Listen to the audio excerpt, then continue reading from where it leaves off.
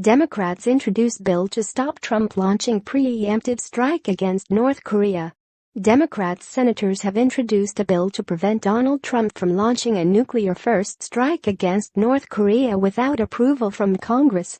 Senator Chris Murphy introduced the bill on Tuesday. The co-sponsors include Bernie Sanders, Liz Warren and Cory Booker, along with Brian Schatz, Tammy Duckworth, Jeff Merkley and Tom Udall. The senators cited the escalation of irresponsible rhetoric and contradictory behavior from Trump and officials in his administration. Mr. Murphy said, "We need to take the president seriously when he threatens war, because the dam could break at any moment." Republican and Democratic senators are alarmed over the path we're on, and it's important we join forces to reclaim Congress's constitutional role in matters of war and peace before there's no turning back.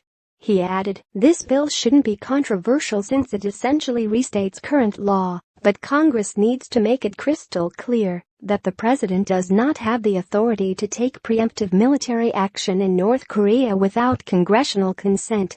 Tensions between Washington and Pyongyang have been building after a series of nuclear and missile tests by North Korea and heated exchanges between Trump and Kim Jong-un.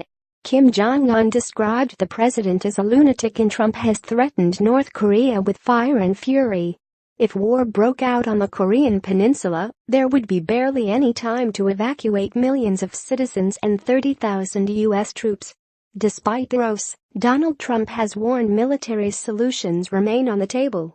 Combat veteran Duckworth of Illinois said, "A preemptive strike against North Korea could be catastrophic for the nearly 80,000 American service members who are stationed in the region, and for the tens of millions of innocent human beings who live on the Korean peninsula.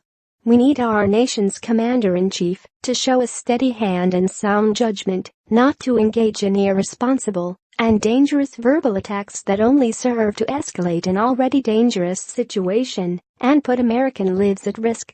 All war game scenarios show the U.S. winning any military conflict, but the victory could cost hundreds of thousands of deaths, mostly in South Korea, which is in range of North Korea's missile capabilities.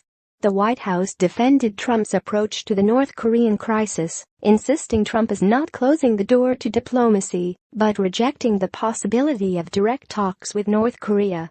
An administration official said, "North Korea has shown zero inclination to engage in substantive talks with anyone in the world on the subject."